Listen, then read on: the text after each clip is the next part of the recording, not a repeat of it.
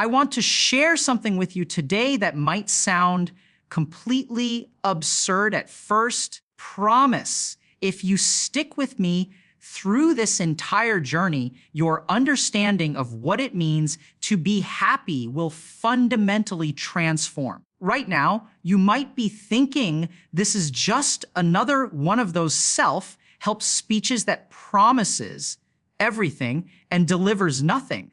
What I'm about to explain to you isn't philosophy or wishful thinking. It's actually grounded in how your brain works, how your consciousness operates, and most importantly, how you can take control of your own emotional state regardless of what's happening around you. Let me start with a simple observation that probably mirrors your own life experience. Think about the last time you received something you really wanted. Maybe it was a new phone, a promotion at work, even something as simple as your favorite meal. In that moment when you first got it, there was genuine joy. Wasn't there? Your mind lit up with satisfaction and pleasure. But here's where things get interesting, and this is where most people never really stop to examine what's actually happening. That joy you felt, that happiness, where did it actually come from? We naturally assume it came from the object itself, from the phone or the promotion or the food. After all, seems like the most logical explanation. You wanted the thing, you got the thing, and now you're happy because of the thing. Cause and effect, right? Except that's not actually how it works, and you know this from your own experience, even if you've never consciously thought about it. Think about your favorite food. The first time you eat it, it's incredible. The second time, still really good. If you ate that same favorite food every single day for a month straight, by the end of that month, you'd probably be sick of it. You might even feel a sense of dread when someone suggests eating it again. So what changed? The food didn't change. The molecular composition of that burger or pizza or whatever your favorite food is remained exactly the same. The taste receptors on your tongue didn't fundamentally alter, yet your experience of happiness from that food completely transformed. This tells us something crucial, something that most people miss their entire lives. The happiness isn't actually in the object. It can't be, because if it was, you would get the same level of happiness every single time you interacted with that object. This realization is simultaneously liberating and terrifying. It's liberating because it means you have far more control over your happiness than you think. It's terrifying because it means all those external things you've been chasing, all those goals you've been working toward under the assumption that achieving them will finally make you happy, they're not going to work the way you think they will. I've worked with people who have everything by conventional standards. They have wealth beyond what most people can imagine. They have successful careers.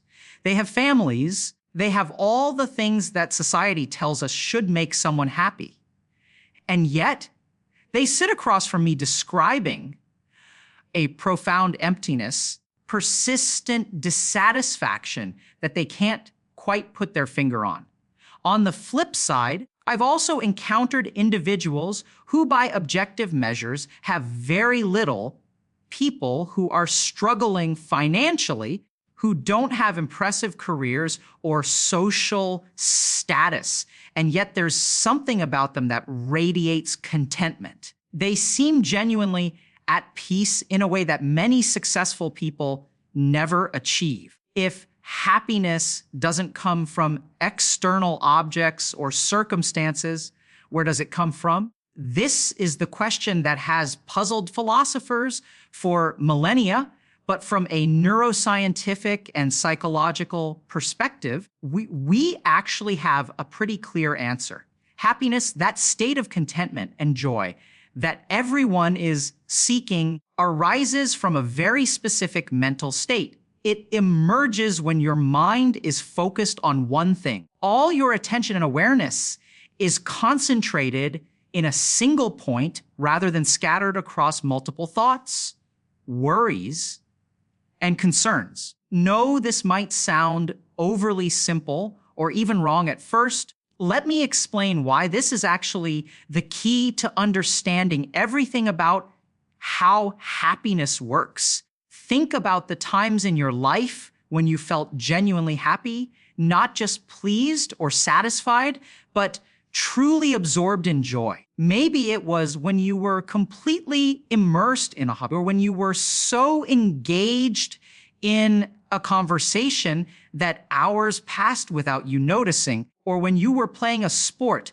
and everything else in the world disappeared except for the game. What all these experiences have in common is that your mind wasn't wandering. You weren't thinking about your problems at work while also thinking about your relationship issues, while also worrying about your finances, while also feeling anxious about the future. Instead, your entire being was focused on the present moment and the activity at hand. This state of concentrated awareness, this one, pointedness of mind, is what creates the subjective experience we call happiness. Now, here's where things get really interesting. We've all heard the phrase that comparison is the thief of joy, and it's become almost a cliché at this point. You see it posted on social media constantly, people reminding each other not to compare themselves to others. While this advice is pointing in the right direction, it's actually missing the deeper mechanism at play. Comparison doesn't steal your joy because there's something inherently wrong with making comparisons. It steals your joy because it breaks your mental focus. Let me give you a concrete example to illustrate this.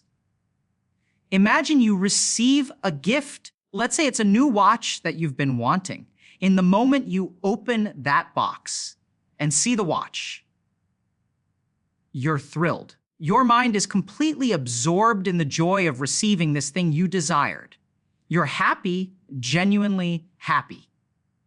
But then, let's say you mention this to a friend and they tell you they also got a watch recently, except theirs is a more expensive model with more features. Suddenly, instantaneously, your happiness evaporates.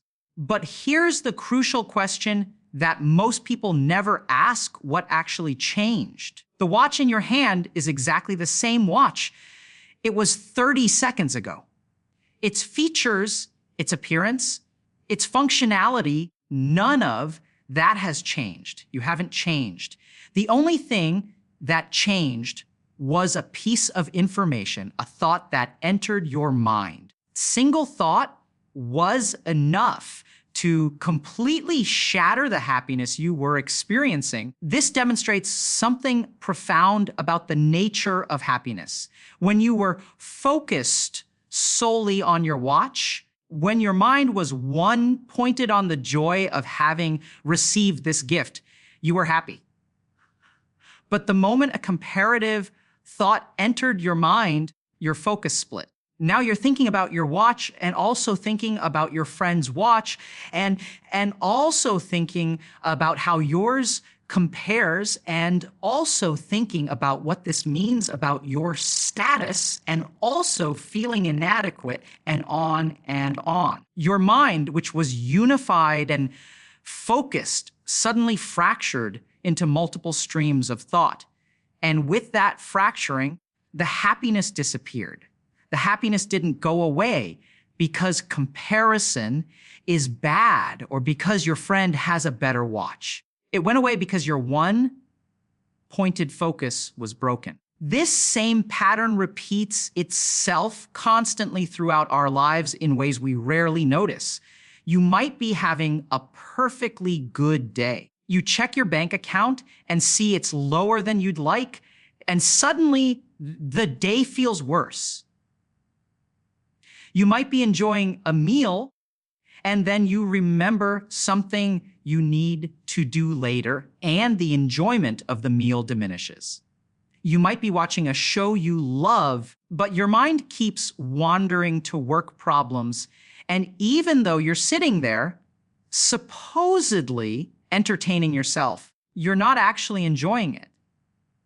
In each of these cases, happening is that your mental focus is being pulled in multiple directions simultaneously. Each additional direction you're eyeing, your mind gets pulled, your capacity for happiness decreases.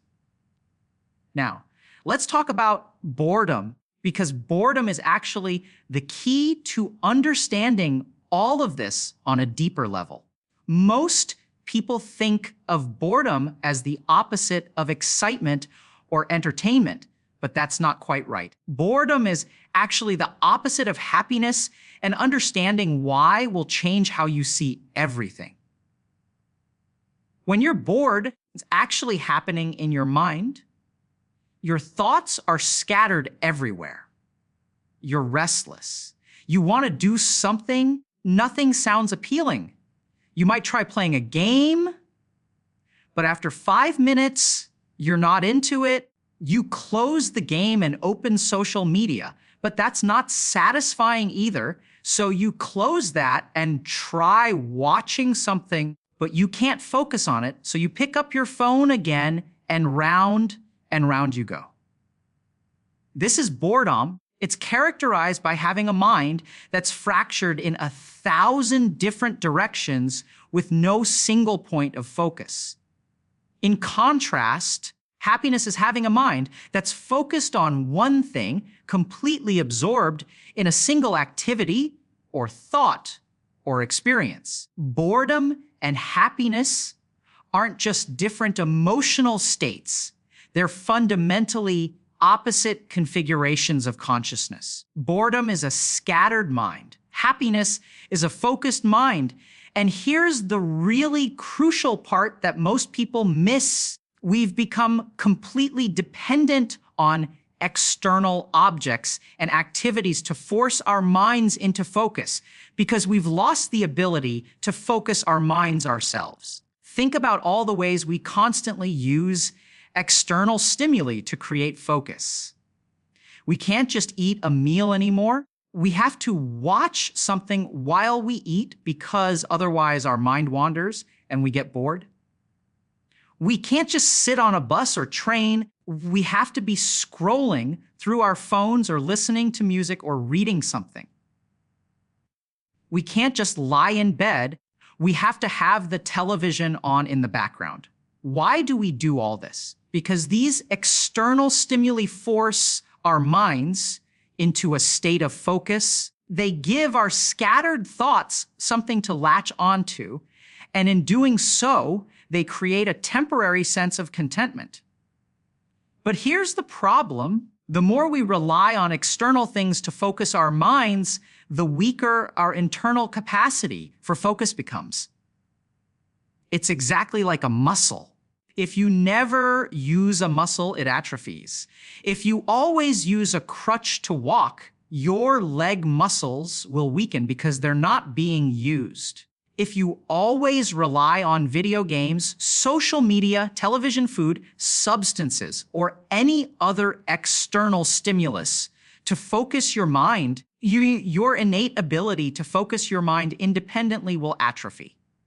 And as that ability weakens, you become increasingly dependent on more and more stimulating external inputs to achieve the same level of focus. This is why entertainment has become increasingly intense over the decades. Movies are louder, faster, paced, with more cuts and more action. Video games are more immersive, more addictive, more designed to capture and hold your attention. Social media feeds are engineered by teams of psychologists and data scientists to be maximally engaging. All of this is happening because collectively our ability to focus our minds has weakened, need stronger and stronger stimuli to achieve the same effect. Now let me connect this to something that might seem unrelated at first: mental illness. If you look at any form of psychological suffering, whether it's depression, anxiety, panic attacks, obsessive compulsive disorder, or any other condition, they all share one fundamental characteristic. They all involve having multiple rapid fluctuations of thought that you can't control. When someone is depressed, is flooded with negative thoughts. Life is hopeless. Nobody likes me. I'm a failure. Everything is pointless. It's not just one thought, it's a cascade of negative thoughts, each one reinforcing and building on the last, creating a downward spiral. When someone is anxious, their mind is racing through countless potential future scenarios. What if this happens? What if that happens? What if I fail? What if something goes wrong? The anxiety builds as more and more worried thoughts pile on top of each other. Panic attacks are an even more extreme version of this same pattern. The thoughts become so rapid and so overwhelming that the person feels like they're losing control entirely. Obsessive compulsive disorder is perhaps the clearest example of this mechanism. In OCD, a person has intrusive thoughts that won't stop. They might think something like, what if my family dies in a car accident? And this thought keeps coming back over and over, creating intense distress. To make the thoughts stop, they engage in compulsive behaviors. They might feel compelled to flip a light switch exactly 7 times because their brain has learned that this behavior temporarily quiets the obsessive thoughts. Compulsion doesn't actually prevent any real-world harm, but it serves the function of forcing the mind into a focused activity. Focus provides temporary relief from the scattered, intrusive thoughts. Now, here's what's really interesting. We all do a milder version of this constantly. When we feel bored, what do? We reach for our phones. We load up a game. We turn on the TV. We're engaging in a compulsive behavior to make the uncomfortable feeling of boredom, which is really just the discomfort of having scattered thoughts, go away. When we feel inadequate or sad, we might watch something, eat something, or buy something, or use substances, all in an attempt to quiet the negative thoughts by forcing our minds into focus on something else. This coping mechanism works in the short term, which is why we keep doing it. But in the long term, it makes the underlying problem worse because we're training our minds to be dependent on external inputs rather than developing our internal capacity for mental focus. With all of this understanding, let's get to the core question. If happiness comes from having a focused, one-pointed mind, how do we actually create that state deliberately and consistently? This is where things get practical, and I want to be very clear about something up front.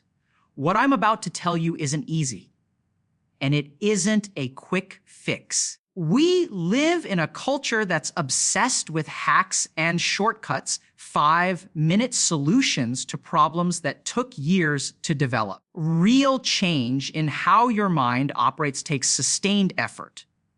That said, it's absolutely possible, and the techniques I'm going to describe have been validated both by ancient wisdom traditions and by modern neuroscience. First and most direct method for training your mind to achieve focused awareness is meditation.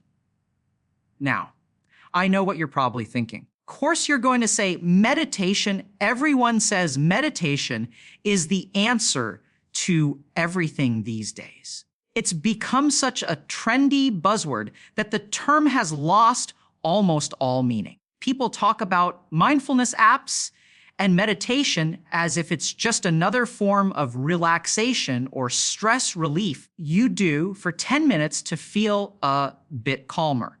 But that completely misses what meditation actually is and what it actually does. Meditation, practiced correctly, is not about relaxation.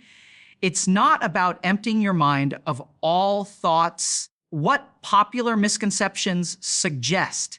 And it's not about achieving some mystical, altered state of consciousness, at least not in the way most people imagine.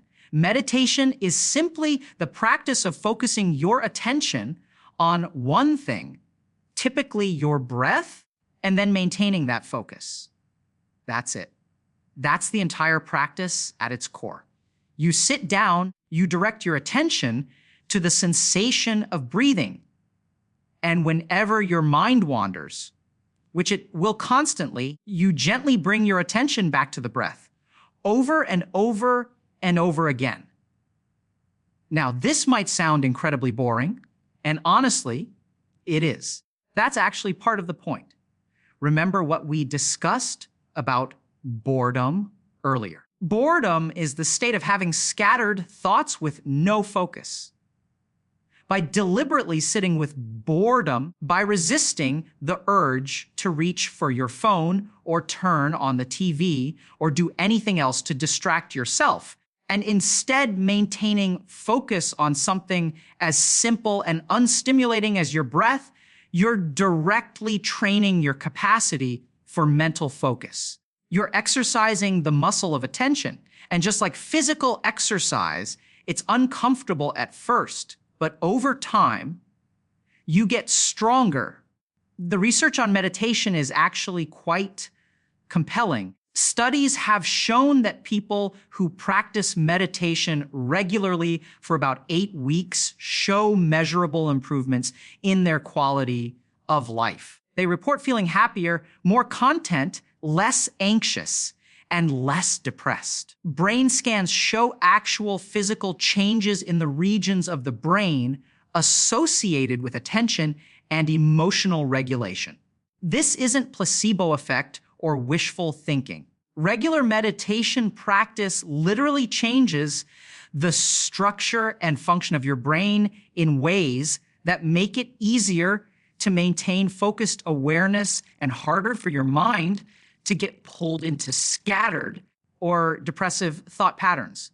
But here's what's crucial to understand: meditation itself doesn't make you happy. Meditation trains your ability to focus your mind, and it's that ability to focus your mind that enables you to be happy. This distinction is important because it clarifies what you're actually trying to accomplish. You're not sitting on a cushion for 30 minutes hoping that somehow the act of sitting will magically solve all your problems. You're training a specific mental skill, the skill of directing and maintaining your attention where you choose.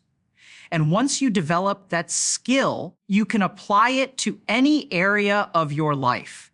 Think about it this way: if you want to build physical strength, you go to the gym and lift weights. Act of lifting weights in a gym doesn't directly make your daily life easier. The strength you build by lifting weights does make your daily life easier. You can carry groceries more easily. You can move furniture without throwing out your back. You can play with your kids without getting exhausted. The gym is just the training ground where you develop the underlying capacity. Meditation is the same thing for your mind. The meditation session itself is just the training ground. The real benefit comes from the enhanced mental capacity you develop, which then manifests in every other area of your life. Now, the second practice I want to discuss is learning to tolerate boredom. And this is going to sound even less appealing than meditation. In fact, most people's immediate reaction to this suggestion is something like, why on earth would I deliberately make myself bored? Life is short. There are so many interesting things to do and experience. Why would I waste time being bored? But this reaction completely misses the point. Learning to tolerate boredom isn't about wasting time or making yourself suffer unnecessarily. It's about breaking your dependence on constant external stimulation. Think about how we live now compared to any other point in human history. We have more entertainment options available at our fingertips than any generation before us could have possibly imagined. You can watch virtually any movie or show ever made. You can listen to millions of songs instantly. You can read countless books, thousands of games, connect with people around the world. All of this is available immediately, whenever you want it. And yet, having unprecedented access to entertainment and stimulation, people report being more anxious, more depressed, less satisfied with their lives than previous generations. How is that possible? The answer is that constant stimulation has trained our minds to be dependent on external inputs. We've lost the ability to simply be with ourselves. The thought of sitting alone with nothing to do for even 15 minutes fills many people with a sense of dread or panic. This is a massive problem because it means your happiness is completely at the mercy of your environment and circumstances. If you always need external stimulation to feel okay, then you're vulnerable anytime that stimulation isn't available. You're on a plane and the Wi-Fi isn't working. You're stuck in a waiting room with a dead phone battery. You're lying in bed at night and can't fall asleep. Any of these situations becomes unbearable because you've trained your mind to be incapable of contentment without external input. Learning to tolerate boredom is about reclaiming your independence. It's about developing the capacity to be okay regardless of what's available in your external environment. And the way you do this is exactly what it sounds like. You deliberately put yourself in boring situations and practice being present with that boredom rather than immediately reaching for distraction. One practice I find particularly effective is what I call grounding meditation, though you might think of it as intentional boredom training. Here's how it works. Find a time when the weather is decent, not so cold you'll be miserable or so hot you'll be uncomfortable. Outside to a place where you can stand on natural ground, grass or dirt, not concrete or pavement if possible. Take off your shoes so your bare feet are touching the earth. Make sure your head is uncovered. No hat. Close your eyes and just stand there for 30 minutes. Direct your attention to 3 points: the sole of your left foot, the sole of your right foot, and the crown of your head. Slowly rotate your awareness between these 3 points. Feel your left foot touching the ground. Feel your right foot touching the ground. Feel the top of your head exposed to the air. Just keep cycling through these 3 points of awareness. This practice is going to be incredibly boring. That's the point. Your mind is going to want to think about a million other things. Let it. Notice the thoughts arise, acknowledge them, and then gently return your attention to your feet and head. You're not trying to stop thoughts from coming. You're just practicing maintaining your chosen focus despite the thoughts. Over time, you'll find that your tolerance for boredom increases. Situations that used to feel unbearable, like waiting in line or sitting in traffic, become much more manageable because you've trained your mind to remain calm and focused even without external stimulation. Another practice, and this one is for people who really want to challenge themselves, is what I call raw travel. The next time you need to take a long trip, whether it's a plane flight, a train ride, or even a long drive, if you're a passenger, don't bring anything to entertain yourself. No phone, no music, nothing. Just sit there. Experience the boredom. Watch your mind try desperately to find something. Anything, occupy itself. This is going to be uncomfortable, possibly very uncomfortable. But that discomfort is actually valuable information. It's showing you how dependent you've become on external stimulation.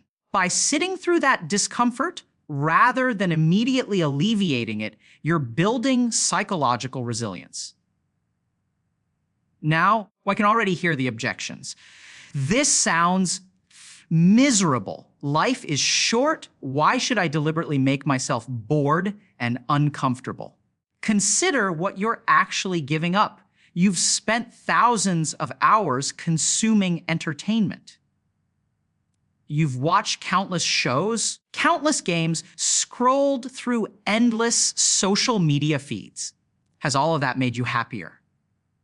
For most people, the honest answer is no. All that entertainment hasn't led to lasting contentment. It's provided temporary distraction, temporary relief from boredom or negative feelings, but it hasn't actually improved your baseline state of well-being. What are you really losing by taking a few hours here and there to practice tolerating boredom? You're not missing out on anything meaningful. You're investing time in developing a skill that will make every other hour of your life better. Now we need to address the elephant in the room, the thing that makes everything I've said so far both true and incomplete at the same time. Even if you meditate regularly, even if you become excellent at tolerating boredom and maintaining mental focus, there's still something that can destroy your happiness. I call these lingering thoughts, probably the single biggest obstacle to sustained contentment that most people face. A lingering thought is different from the random mental chatter we've been discussing. Random thoughts come and go. You think about what you need to buy at the grocery store, then you think about something funny you saw online, then you think about a conversation you had yesterday, and these thoughts float through your mind without really sticking. A lingering thought, on the other hand, is persistent. It's a thought that keeps coming back, often related to something you know you should do, but haven't done, something you want to do, but are afraid to attempt, or some unresolved issue in your life that you keep avoiding. Maybe you've always wanted to learn to paint, and for years now, this desire has been sitting in the back of your mind.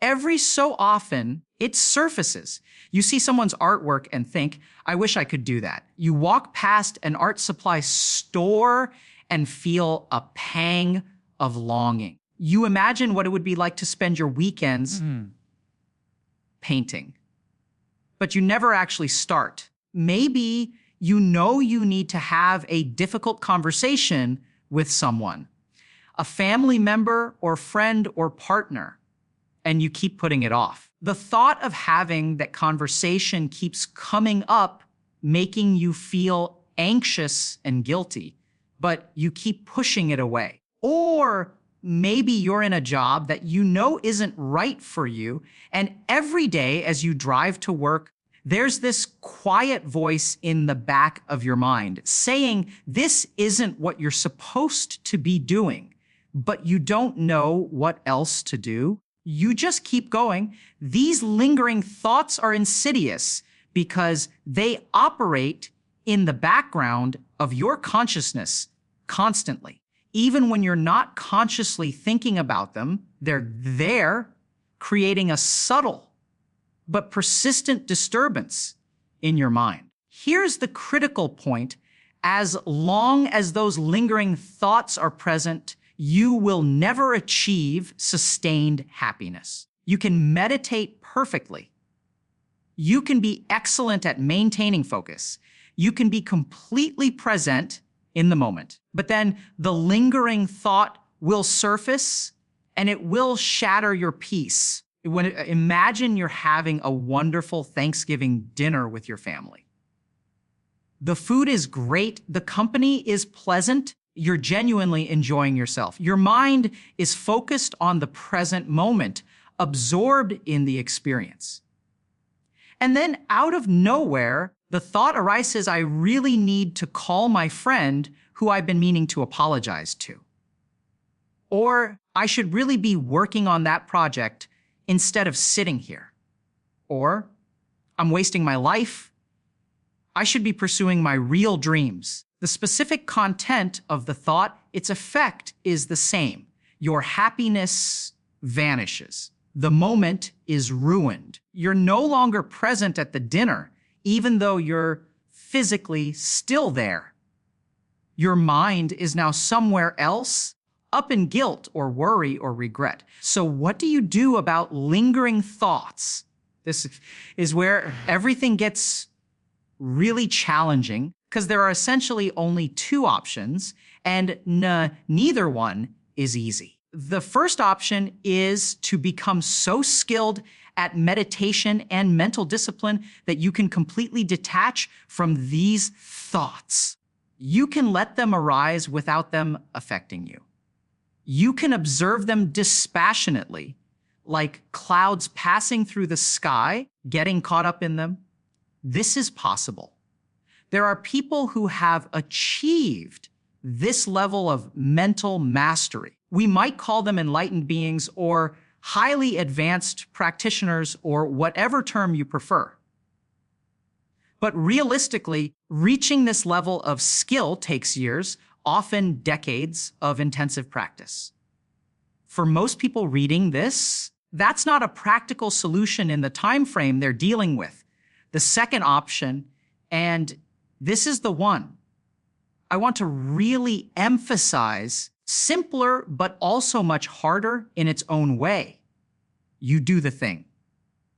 Whatever that lingering thought is pointing to, whatever unfinished business is creating that persistent disturbance in your mind, you address it. You complete it. You handle it. And I want to be very clear about what I mean by this, because it's not what most people think when they hear advice about taking action. This isn't about productivity. This isn't about being disciplined or grinding or forcing yourself to work harder. This isn't about should and obligation and self-criticism. I'm not telling you to make a list of all the things you think you should be doing and then stress yourself out trying to check everything off the list. Approach just creates more mental chaos, not less. What I'm talking about is something different. I'm talking about identifying the thoughts that are genuinely disturbing your peace, the ones that keep coming back no matter how much you try to ignore them, and recognizing that as long as thoughts remain unresolved, you will not have a peaceful mind. Think of it this way. Imagine you're trying to have a conversation with someone, but there's loud music playing in the background. You can hear the person talking, but it's difficult, and part of your attention is always being pulled toward the music. That's what a lingering thought is like. It's background noise in your consciousness that you can't turn off. And it's constantly pulling some portion of your attention away from whatever you're trying to focus on. The only way to eliminate that background noise is to address the source. You either need to turn off the music, you need to become so absorbed in the conversation that the music completely fades from your awareness. Both approaches work. Turning off the music is usually much easier than achieving that level of absorption, especially when you're just starting out. Let me give you a concrete example from my own life. For years, I had this persistent thought that I should be more involved in my community, doing some kind of volunteer work or service. Every few weeks, this thought would pop up. I'd see a news story about some social issue and think I should be doing something about this. Or I'd hear about a friend volunteering somewhere and feel a pang of guilt. But I always had reasons not to act on it. I was too busy with work. I didn't know where to start. I wasn't sure what kind of volunteer work would be meaningful. So the thought just kept lingering, creating this low-level disturbance in my mental state. Finally, I recognized what was happening. This wasn't just a random thought that I could ignore. It was a genuine value calling out to me that mattered to me deeply, but that I was avoiding because taking action felt overwhelming. So I made a simple decision, picked one organization, reached out to them, and committed to volunteering there one morning a month. That's it. One morning a month. It wasn't a massive commitment. I wasn't revolutionizing society or solving major problems. But here's what happened. The lingering thought stopped. That persistent background disturbance in my mind quieted down. I still think about social issues and community involvement, but now those thoughts are just thoughts. They don't carry that same quality of persistent disturbance because the fundamental issue has been addressed. This is what I mean by doing the thing. It's not about achieving some grand outcome or perfectly fulfilling every desire you've ever had. Identifying the specific actions or decisions that will quiet the lingering thoughts disturbing your mental peace, and then taking those actions even if they're small, even if they're imperfect, even if they don't lead to the dramatic results you might have imagined. Now, of you might be thinking this sounds like I'm just telling you to follow your dreams and everything will work out, but that's not quite right. The goal here isn't to achieve your dreams. The goal is to achieve mental peace. And sometimes achieving mental peace requires you to take action on something you've been avoiding. But other times, achieving mental peace might require you to let go of a dream that's no longer serving you. Let me explain this distinction because it's crucial. Some lingering thoughts represent genuine callings, real values, or desires that are important to who you are. When you have one of these thoughts and you consistently ignore it, it creates legitimate disturbance because you're living out of alignment with something central to your being. For these thoughts, the solution is to take action to do the thing. But other lingering thoughts are more like mental habits or social conditioning. They're thoughts about who you think you should be rather than who you actually are. For these thoughts, the solution might actually be to let them go, to make peace with not pursuing something. Accept that this particular path isn't actually yours to walk. The trick is distinguishing between these two types of lingering thoughts. And there's no simple rule for doing so, but there are some clues you can look for. Genuine callings tend to persist over long periods of time, often years or decades. They come back again and again regardless of circumstances. When you think about them, even though they're might be fear or uncertainty, there's also a sense of rightness or alignment. It feels like something you're supposed to do because someone told you to, or because it would look good, but because it resonates with something deep inside you. In contrast, lingering thoughts that are more like mental habits or social conditioning often feel more like obligations than callings. They're associated with should rather than want. They're often connected to how you think your life is supposed to look rather than how you actually want it to be. And if you really examine them honestly, you might realize that you're only thinking about them because of external pressures or comparisons or expectations that you've internalized. How do you work with both types? For the genuine callings, you need to take action. Start small if necessary. You don't need to quit your job and completely overhaul your life tomorrow. You do need to take some concrete step toward honoring that calling.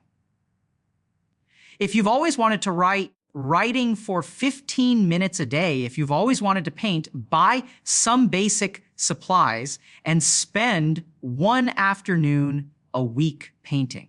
If you know you need to have a difficult conversation, schedule a time to have it. The specific action matters less than the fact that you're moving toward the thing rather than away from it. For the thoughts that are more like obligations or social conditioning, you need to practice letting go. This might mean consciously acknowledging that you're not going to pursue something, and that's okay. You're not going to become a doctor even though your parents wanted you to, and you can make peace with that. You're not going to run a marathon even though it seems like something productive people do, and that's fine. You're not going to have the perfect Instagram-worthy life, and you can accept that. The key is to make a conscious decision rather than just endlessly deferring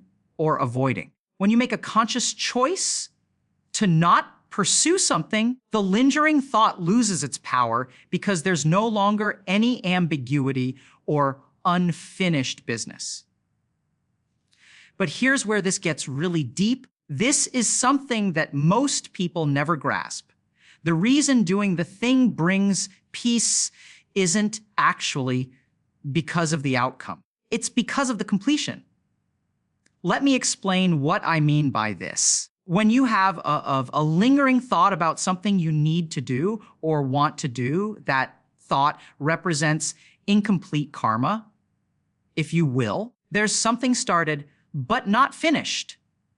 Something initiated but not resolved. And that incompleteness creates disturbance in your consciousness. Having a background program running on your computer that's constantly using up processing power, even when you're not actively using that program. So you smiling, it slows everything else down when you complete the action. When you do the thing, you're not actually happy because you achieved some goal or got some result. You're happy because the incompleteness has been resolved.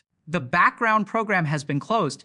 That mental energy that was being consumed by the lingering thought is now freed up, and your mind naturally settles into a more focused, peaceful state. This is why achieving goals often doesn't bring the lasting happiness people expect.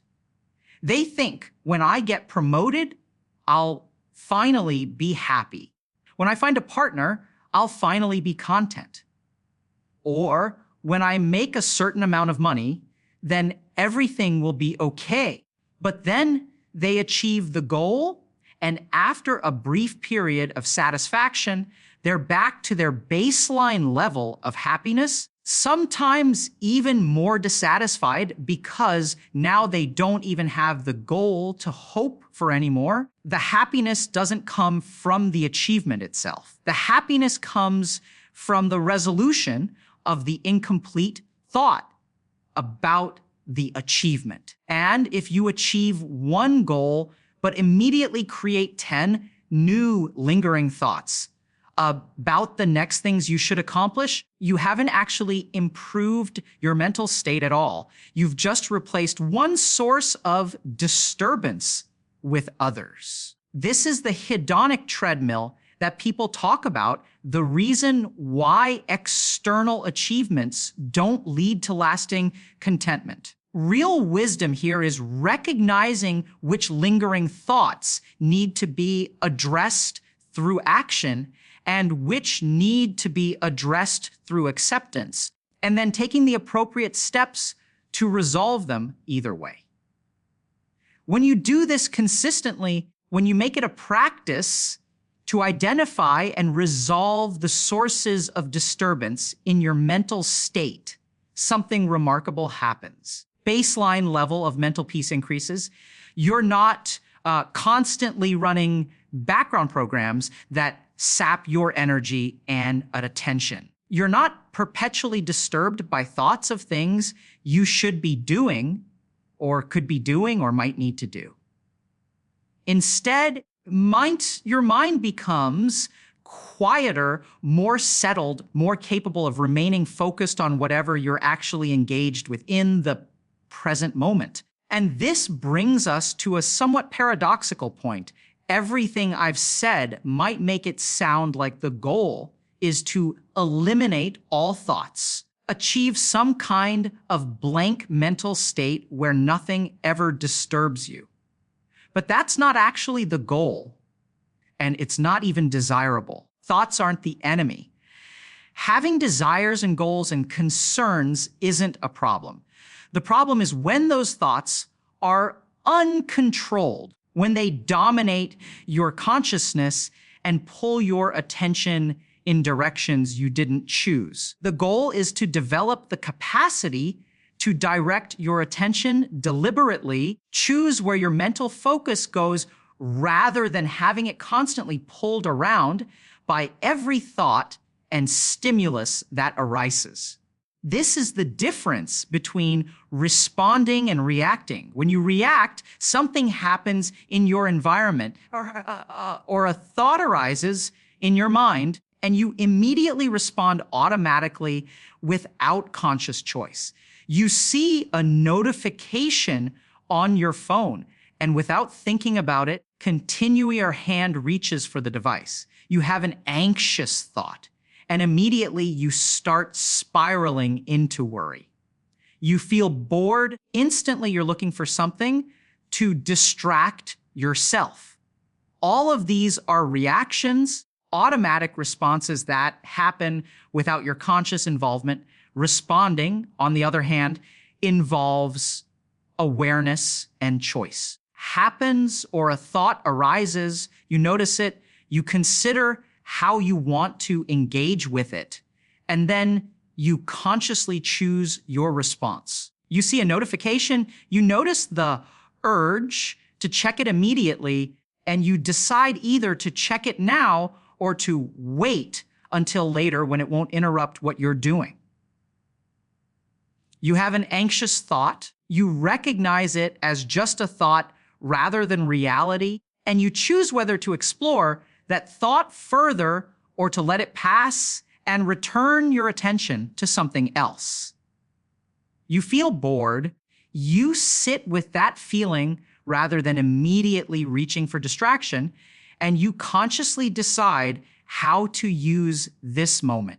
The practices I've described, meditation, boredom tolerance, and addressing lingering thoughts, these all serve the purpose of moving you from a reactive mode of being to a responsive mode. They train you to notice what's happening in your consciousness, to have space between stimulus and response, exercise choice in how you direct your attention and energy. And that capacity for conscious choice is ultimately what determines your happiness, much more so than your external circumstances. I want to be really clear about something because there's a potential misunderstanding here that I need to address. When I say that happiness doesn't depend on external circumstances, I'm not saying that circumstances don't matter at all. Obviously, having your basic needs met matters. Having physical safety matters. Having some degree of security and stability matters. If you're experiencing severe trauma or deprivation, telling you to just focus your mind isn't going to solve those problems. Real world issues require real world solutions. What I am saying is that once your basic needs are reasonably met, which is true for most people in developed countries, your happiness is determined much more by your mental state than by your circumstances. I've worked with people who have tremendous wealth and success, and they're miserable. I've also worked with people who have very modest means. They're genuinely content. The difference isn't in what they have. It's in how their minds work. The happy people with modest means have learned, either deliberately or accidentally, to maintain mental focus and peace. The unhappy people with tremendous resources haven't learned this. Their minds are constantly scattered and disturbed regardless of their material comfort. This is actually really good news because it means you have much more control than you might think. You can't always control what happens to you. You can't control whether you get promoted or whether your relationships work out or whether the economy is good or whether there are wars or pandemics or environmental crises. You can control with practice how your mind relates to all of these things. You can train your capacity for mental focus. You can reduce your dependence on external stimulation. You can resolve the lingering thoughts that disturb your peace. And in doing so, you can cultivate a baseline state of contentment that's much more stable and reliable than anything dependent on external circumstances. Now, let me address some common objections and challenges that people face when they try to put this into practice. First major objection is usually something like, this sounds great in theory, but I have real problems. I have bills to pay, relationships that are struggling, health issues, career stress. How is sitting and focusing on my breath going to solve any of that? This objection makes sense because it comes from a fundamental misunderstanding of what we're trying to accomplish. Meditation and mental training don't directly solve your external problems. If you have financial issues, sitting and meditating isn't going to make money appear in your bank account. If you have relationship problems, focusing on your breath isn't going to magically fix the issues between you and your partner. These are real problems that need real solutions. But here's what the mental training does do. It gives you the mental clarity and stability to actually address those problems effectively. Think about what happens when you're stressed and your mind is scattered. You're worried about money, so you're also distracted at work, which makes you less productive, which makes your financial situation worse. You're having problems in your relationship because you're constantly anxious and reactive. Every conversation becomes more difficult, which makes the relationship problems worse. Your mind is so full of worry and distraction that you can't think clearly. You can't make good decisions. You can't communicate effectively. And you certainly can't take consistent action towards solving the problems. So the problems just persist or get worse, which creates more worry and distraction, creating a vicious cycle. Mental training breaks that cycle. When you have a more focused, peaceful mind, you can actually think clearly about your problems. You can communicate better with people. in your life. You can make more rational decisions rather than reactive ones. You can take consistent action rather than being paralyzed by anxiety. Meditation doesn't directly solve your problems. It creates the mental conditions that make it possible for you to solve them. And just as importantly, it reduces the amount of suffering you experience while dealing with those problems.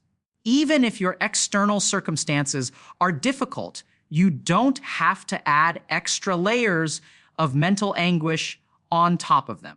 Another common challenge is that people try meditation or mental training for a few days or weeks, don't see dramatic results, and conclude that it doesn't work. This is understandable but misguided. Remember, you've spent your entire life training your mind to be scattered and dependent on external stimulation. Every time you reached for your phone when you felt bored, every time you turned on the TV to avoid being alone with your thoughts, every time you distracted yourself rather than sitting with discomfort, you were training your mind to be unfocused. That training has accumulated over years or decades. You can't undo decades of training with a few meditation sessions. The brain changes that result from consistent practice take time to develop. Typically show measurable changes after about 8 weeks of regular practice. And those changes continue to deepen over months and years. This isn't something where you do it for a week and then you're done. It's more like physical fitness. If you go to the gym for a week, you're not going to become dramatically stronger. If you go consistently for months, the changes compound, and eventually you look back and realize you've made significant progress. Third common challenge is that people find meditation incredibly difficult and frustrating, especially at the beginning. They sit down to meditate, and immediately their mind is flooded with thoughts. They try to focus on their breath. Within seconds, they're thinking about something else. They feel like they're doing it wrong, like they're failing at meditation. This makes them want to give up.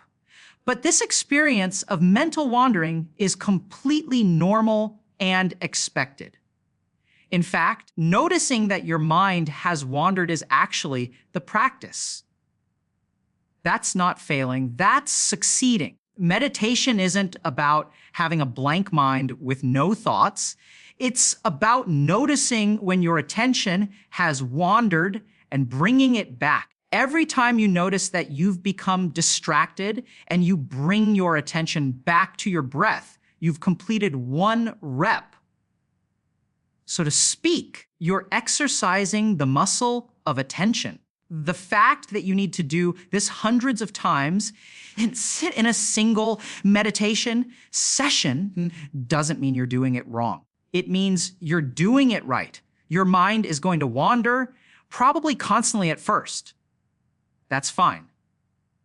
Just keep bringing it back. That's the practice. Over time, as you continue practicing, you'll notice that the periods of focused attention get a little longer. The wandering still happens, but you catch it sooner. Your mind still generates lots of thoughts. You get better at letting them pass without getting caught up in them.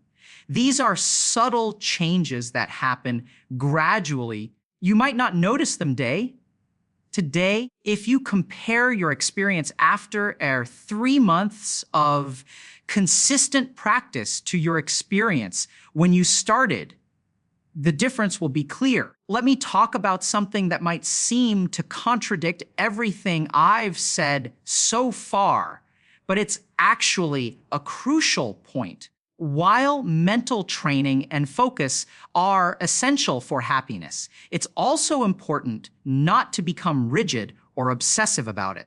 People hear this message about one, pointedness of mind and mental discipline, and they take it too far. They become harsh with themselves, berating themselves every time their mind wanders, trying to force their mind into perfect focus through sheer willpower, becoming stressed and anxious about achieving mental peace, which is obviously counterproductive. The approach needs to be gentle but consistent. Yes, you're training your mind, but you're doing it with kindness and patience, harsh self-criticism. When your mind wanders during meditation, you don't scold yourself. You just gently notice that it happened and bring your attention back. When you find yourself scrolling through your phone mindlessly, you don't beat yourself up about it. You just notice the behavior, consider whether it's serving you, and make a conscious choice about what to do next. The goal is to develop awareness and choice, create a new set of rules that you have to follow perfectly, or else you're a failure. There's also something important to understand about the relationship between focus and openness. One pointedness of mind doesn't mean having tunnel vision, where you're so narrowly focused that you miss everything else. Focus is actually more like being completely present and aware, but not caught up in thinking about multiple things at once. When you're having a conversation with someone, you're fully present with that person, not thinking about work or what you're going to eat for dinner or what you should say next. But within that presence, you're open to everything that's happening in the conversation, all the nuances and subtleties. You're focused, but not rigid. Similarly, when you're working on something, you're absorbed in the work, but not in a way that's tense or forced. There's a quality of flow where your actions arise naturally and you're completely engaged, but also relaxed. This is very different from the kind of forced concentration where you're trying really hard to focus and it feels like you're constantly fighting against your mind's tendency to wander. True one, pointedness has a quality of ease to it, even though it takes practice to develop. Also address the role of pleasure and enjoyment in all of this. Sometimes people hear about meditation and mental discipline, and they think it means you're supposed to be serious and austere all the time, never having fun or enjoying yourself. But that's completely wrong. The whole point of developing mental focus is to increase your capacity for happiness, which includes the capacity for genuine enjoyment and pleasure. The difference is that instead of being dependent on external sources of pleasure, you develop the ability to be fully present with whatever enjoyable experiences come your way. Think about the difference between mindlessly binge watching a show while scrolling through your phone at the same time versus watching something you actually care about with full attention. First experience might fill time, but it's not particularly satisfying. The second experience, where you're actually absorbed in what you're watching, is much more enjoyable. You're not enjoying it more because the show is necessarily better. You're enjoying it more because you're actually present with it. This applies to everything. Food tastes better when you actually pay attention to eating it. Conversations are more meaningful when you're fully engaged. Experiences are richer when you're not distracted. The mental training we're talking about doesn't reduce your capacity for pleasure. It enhances it, does change your relationship to pleasure. Instead of constantly chasing external experiences, hoping they'll make you happy, you develop the ability to be fully present with whatever experiences you choose to have, which makes those experiences genuinely satisfying. And because you're not constantly feeling like you need something external to be okay. You're more free to choose experiences based on what you actually value rather than based on desperation to escape boredom or negative feelings. Now, I want to talk about something that's going to sound mystical or woo, but is actually grounded in psychological and neuroscientific reality. When you consistently practice focusing your mind and resolving lingering thoughts, shifts in your overall relationship to consciousness itself. Most people spend their entire lives feeling like they are their thoughts. Anxious thoughts arise, they feel anxious. When angry thoughts arise, they feel angry. When sad thoughts arise, they feel sad. The thoughts and the sense of self are completely fused together. Whatever the mind is producing in any given moment determines their entire emotional state. But with sustained practice, to develop what psychologists call metacognition, or what contemplative traditions might call witness consciousness, you begin to recognize that you're not actually your thoughts. You're the awareness in which thoughts arise. Thoughts come and go, emotions come and go, sensations come and go, but there's something constant that's observing all of this. And when you can identify with that observing awareness rather than with the content of thoughts, your relationship to everything changes. This doesn't mean you become cold or detached or that you stop caring about things. What it means is that you're no longer tossed around by every thought and emotion that arises. You can have the thought this is terrible and recognize that it's just a thought, not necessarily an accurate assessment of reality. You can feel anxiety and recognize it as a physical sensation and mental state rather than truth about the world. You can notice desire arising without immediately acting on it. Yeah. There's space between the arising of mental content and your response to it. This shift is subtle and gradual, so you might not notice it happening, but it's transformative. It's the difference between being in a small boat on rough seas, getting thrown around by every wave, and being a much larger, more stable vessel that can ride out storms without being capsized. The waves haven't changed.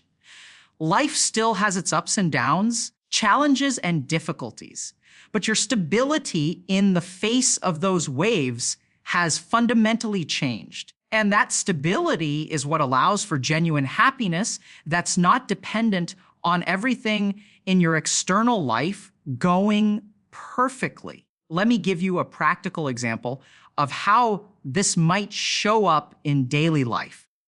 Let's say you're in traffic and you're going to be late for something important. Old pattern might be that anxious thoughts arise about being late, and you immediately become identified with those thoughts. Your heart rate increases, you get tense.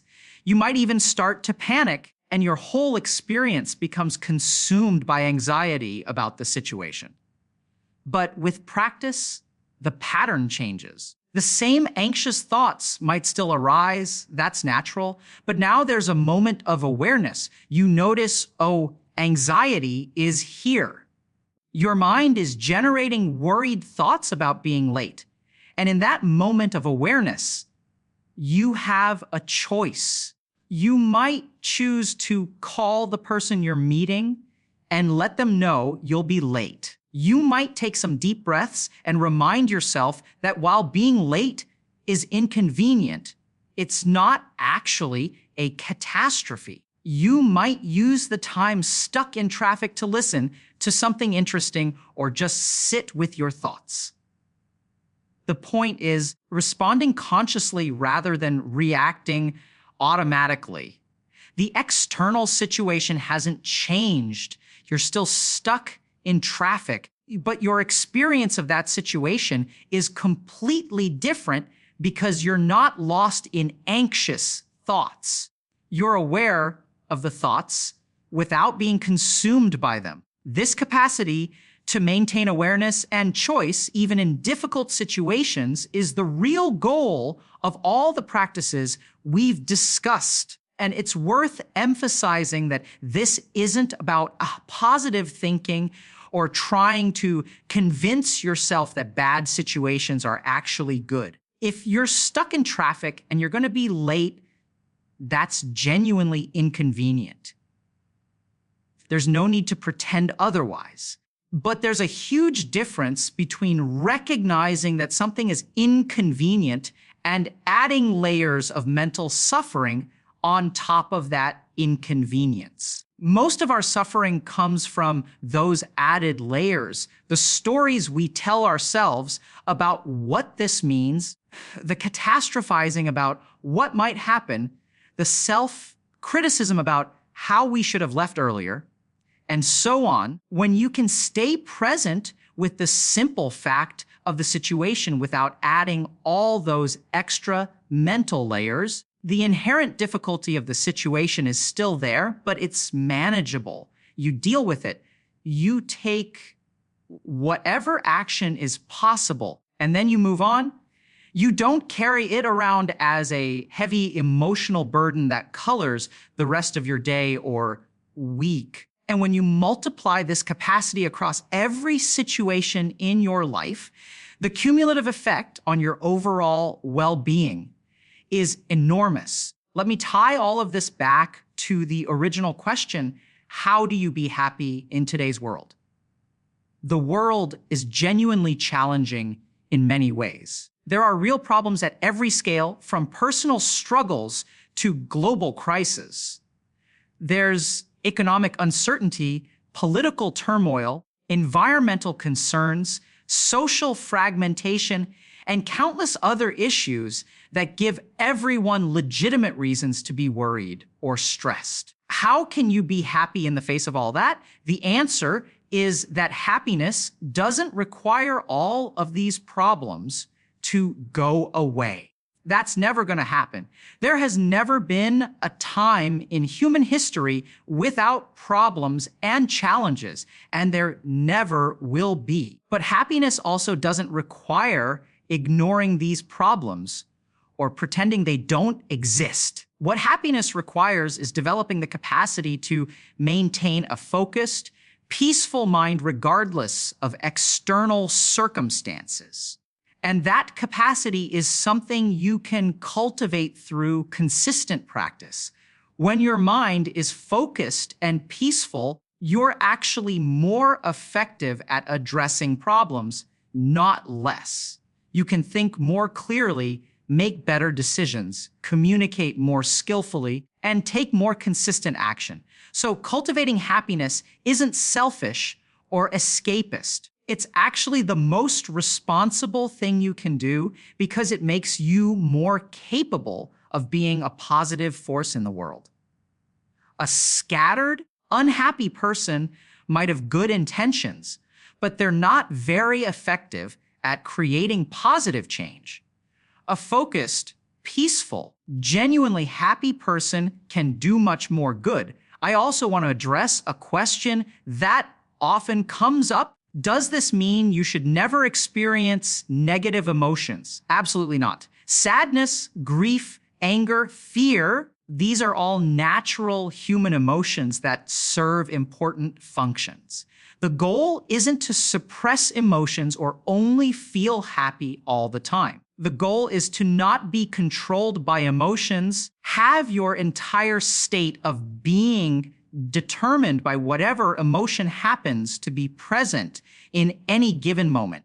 When something genuinely sad happens, it's appropriate to feel sad. When something threatens you or someone you care about, it's appropriate to feel afraid. When you witness injustice, it's appropriate to feel angry. These emotions provide important information and can motivate appropriate action. The problem is when you get stuck in these emotions, when sadness turns into chronic depression, When fear turns into constant anxiety, anger turns into resentment that you carry around indefinitely. That's when emotions stop serving their natural function and instead become sources of ongoing suffering. With the mental training we've discussed, you develop the capacity to feel emotions fully when they arise, but also to let them pass when they're no longer serving a purpose. You can be genuinely sad about something without that sadness consuming your entire existence. You can be appropriately angry about injustice without that anger making you bitter and unhappy. You can feel fear when there's real danger without living in constant anxiety. The emotions arise, you experience them, they inform your understanding and perhaps motivate appropriate action, and then they pass and you return to a baseline state of peace and focus. This is very different from either suppressing emotions or being controlled by them. It's a middle path where you remain open and responsive to your emotional life while not being dominated by it. And this capacity is developed through the same practices we've discussed. Meditation trains you to observe thoughts and emotions without immediately identifying with them, where boredom tolerance trains you to sit with uncomfortable feelings without immediately trying to escape them, and addressing lingering thoughts removes sources of persistent emotional disturbance. There's one more thing I want to discuss, and it's perhaps the most subtle, but also the most important point. Everything I've described so far might seem like it's all about you, about your individual mind and your personal happiness. And in one sense, that's true. We're talking about how to train your own consciousness. But there's a paradox here. The more you focus on developing your own mental peace and clarity, more naturally you become concerned with the well-being of others. When your mind is scattered and you're constantly struggling with your own anxiety, depression, or dissatisfaction, you're actually quite self-absorbed. Most of your mental energy is consumed by your own problems and concerns. You don't have much capacity to really be present for others or to contribute meaningfully to anything beyond your immediate concerns. When you develop genuine mental peace, when you're no longer constantly caught up in your own mental drama, you naturally have more energy and attention available for others. People who have deep meditative practice often report that as they become more peaceful themselves, they also become more sensitive to the suffering of others and more naturally inclined to help. This isn't because they've adopted some moral philosophy that says they should help people. It's because when your own mind is quiet, you can actually perceive other people clearly. And when you perceive their struggles clearly, compassion arises naturally. Working on your own happiness isn't selfish. It's actually the foundation for being genuinely helpful to others. This connects to something I said earlier about lingering thoughts. Sometimes the lingering thought that disturbs your peace is actually about contributing something to the world, serving others in some way, using your gifts for something beyond your own benefit. When you address these lingering thoughts by taking action, you're simultaneously increasing your own peace of mind and contributing to others. There's no contradiction between these things. They're actually complementary. So as we come toward the end of this discussion, I want to leave you with a clear understanding of what I'm actually suggesting you do. This isn't about completely overhauling your life overnight, not about becoming a monk or renouncing all worldly pleasures or spending 8 hours a day meditating. Those paths exist and they work for some people, but they're not necessary for most people to experience a genuine transformation in their relationship to happiness. What I'm suggesting is much simpler, though still challenging in its consistency. First, establish a regular meditation practice. Even 10 or 15 minutes a day makes a meaningful difference if you do it consistently.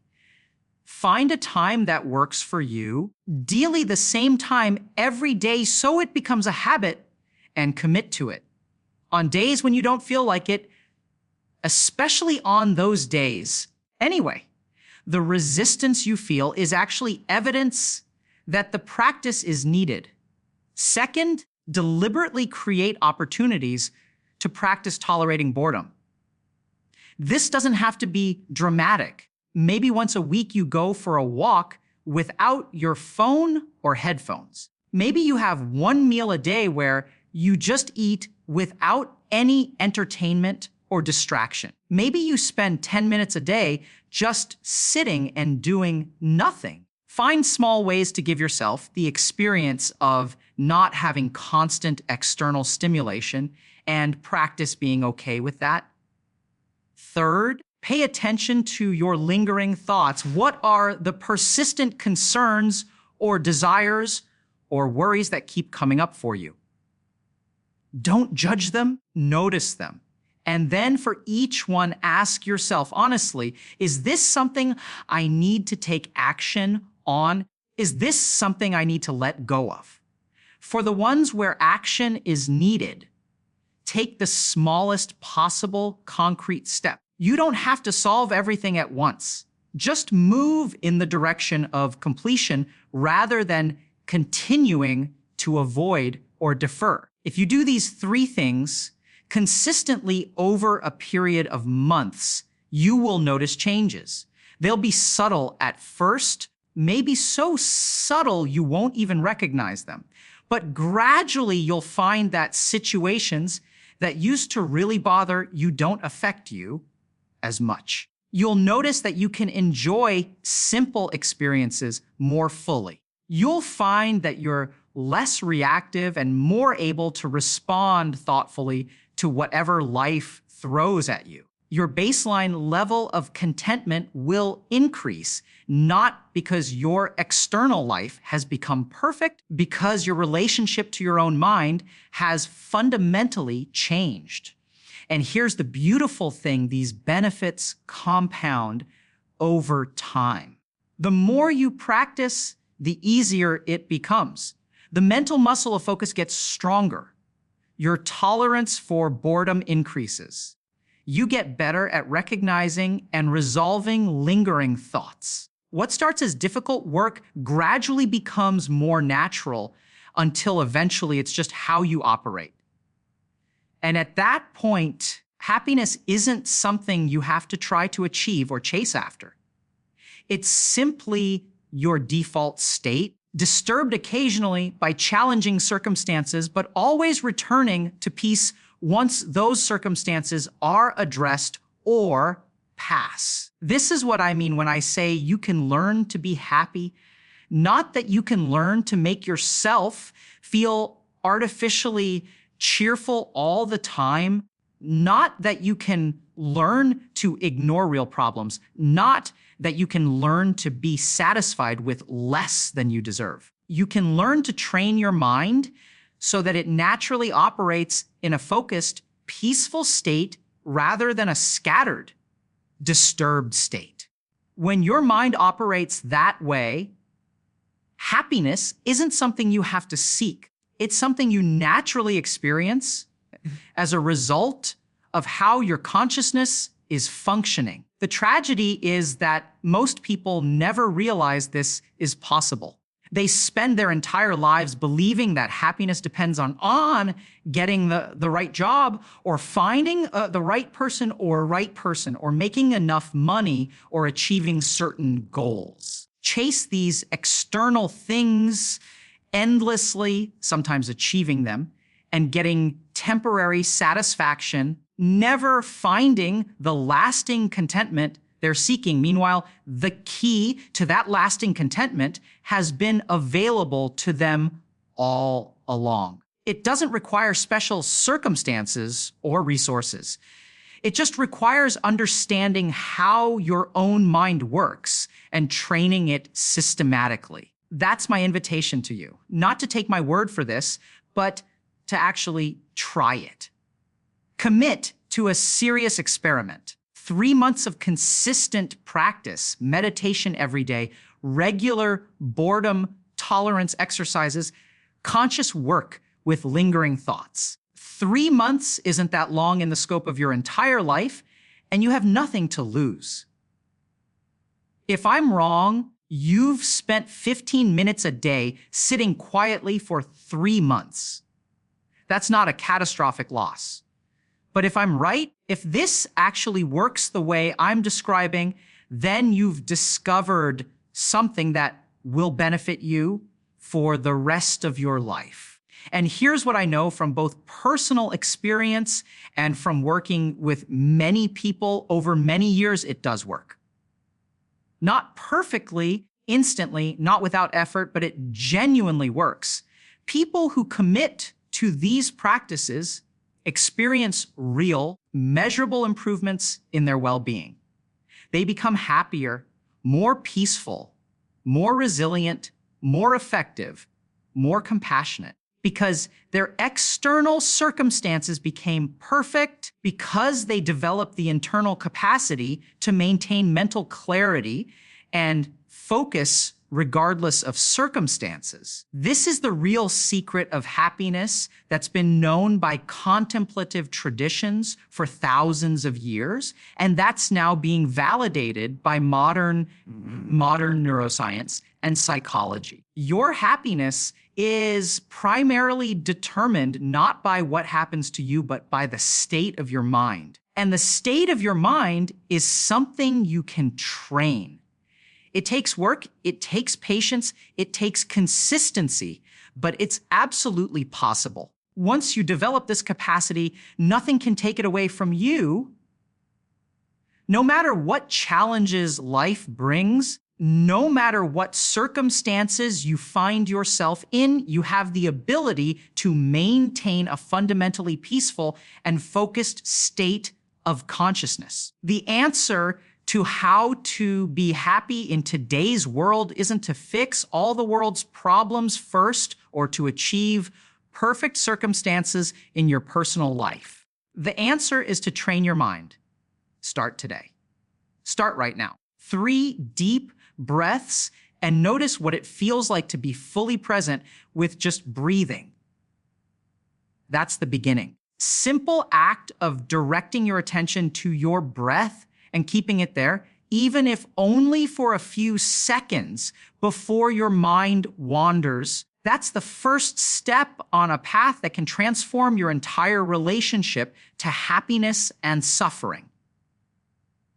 The world will always have challenges, will always have difficulties, but you don't have to be at the mercy of these things. You can develop the capacity to remain centered and peaceful and, yes, genuinely happy, regardless of external circumstances. Not by ignoring reality or pretending problems don't exist, by training your mind to remain focused and clear so that you can engage with whatever arises from a place of strength rather than a place of scattered anxiety. This is possible for you. It's possible for everyone. It doesn't require special talent or perfect circumstances or years of prior experience. It just requires the willingness to practice consistently and the patience to allow the changes to unfold naturally over time. If you're willing to invest that time